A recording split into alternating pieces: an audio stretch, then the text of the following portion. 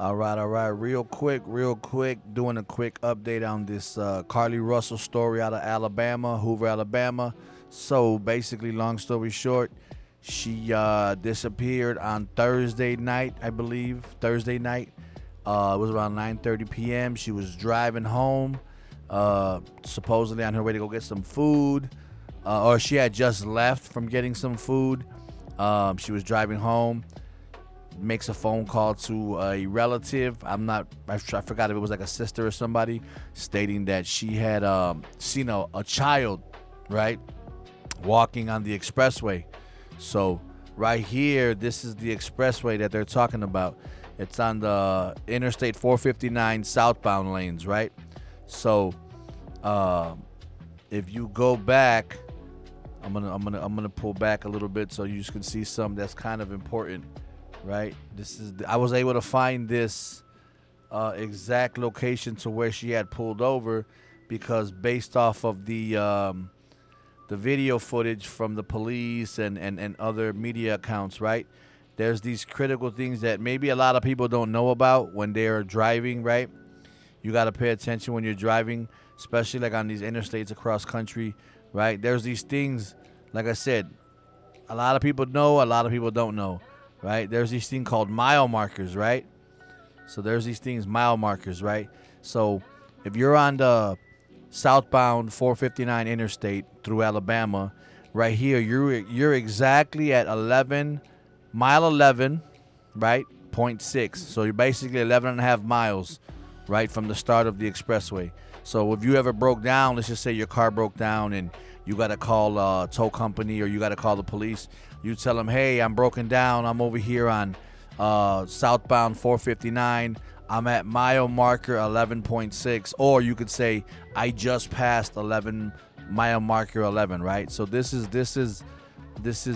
interesting just based off of this right here. So you keep going, right? So in the news articles, right, when she's talking about she's seen a child, then there's the video footage of where a camera, it's somewhere to the rear of what I'm looking at, to the rear left, because it shows from like an above ground look down at these signs, right? So this sign, and then you keep going, right?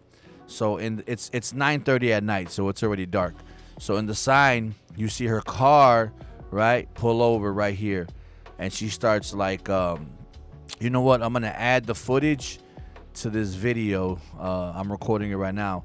But long story short, she pulls into this side of the road right here. She pulls off, supposedly somewhere in this area where I'm scrolling. She sees a child, supposedly, gets out of the car to help this 4-year-old child. She said a young child in diapers is what she said. So she's on the phone. She gets out. It's it's black, of course. It's dark outside. You can see headlights and such. Cars are driving by. She's the only one that sees this supposedly child. Gets out to help it. Whoever's on the phone with her says that she hears a scream and like a crazy altercation, and then it just goes silent. The only thing you hear are the cars driving by and whatever's going on the side of the road. So cops get there. They find her car here, lights on, door open. They find a wig. They find a cell phone, her cell phone, which is still on, still running. They find her whatever valuables. I would assume like a purse or something, whatever. But not her, of course. So then she disappears, right? She's gone. They can't figure out where is she. So you would think like, man, you're driving on this expressway, and in the video, supposedly I could see her in the video. It's dark. Like I said, I'll put it up at the end of this video. She's standing somewhere in front of her car around this area, and then she walks a certain distance and then just disappears. In the video, you don't see a child.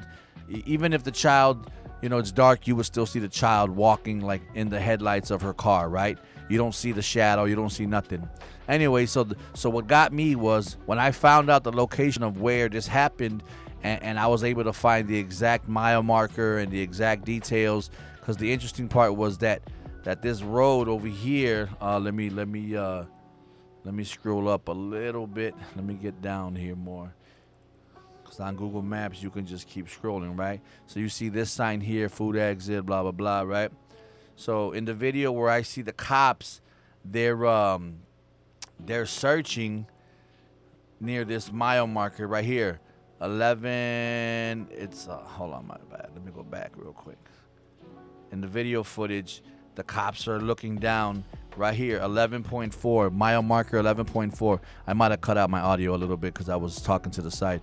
But yeah, so the cops are in the video looking down, and they're looking at this area. You can see this sign in next to them, right? And this is important. Mile 11.4.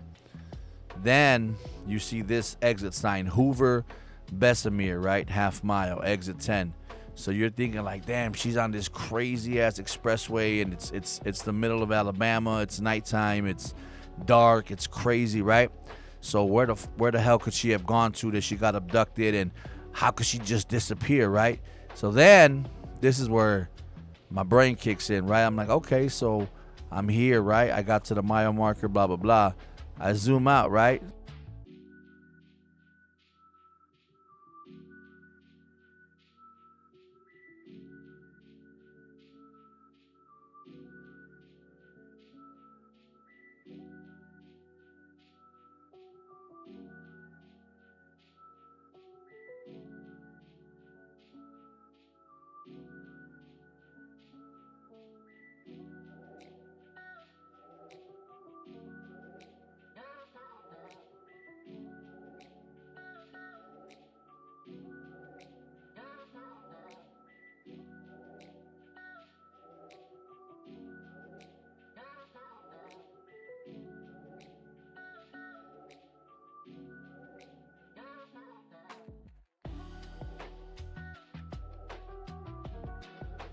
She was able to walk, right? But then this is what you see. When you zoom out, you scroll to the right. What is that? Right? You keep scrolling, right? So this is where her car was around when she got abducted. You literally walk through this tree line, not even 30, 40 feet. You're in people's backyards, right? You're in people's backyards. These look like big homes, nice homes. Looks like a nice community, right? My opinion, I think she faked it. I think what happened was she left her car here. She knew that because of where this person that she was visiting, I think it's a man. She left her car, used it as a cover story. She got kidnapped to go spend 2 days with some other man. Walked through these trees right here. Was able to disappear into this neighborhood. Maybe he lived here. Maybe the guy lived in this neighborhood and she literally just walked into his house and was in this area. Or a car could have been waiting for her. The guy could have been like, hey, meet me over here on this street. Come through the tree line. I'm right here. And then they can drive away and go wherever they're going to go and blah, blah, blah. So, like I said, this is just interesting to me that of all the places to lose, to disappear, right, on an interstate, it's literally at the thinnest point of this tree-lined area where you can just walk 20 feet, 30 feet, not even that, through this brush, through these trees, and then you end up in this backyard area, which is whatever, it's open. There's no fences, right?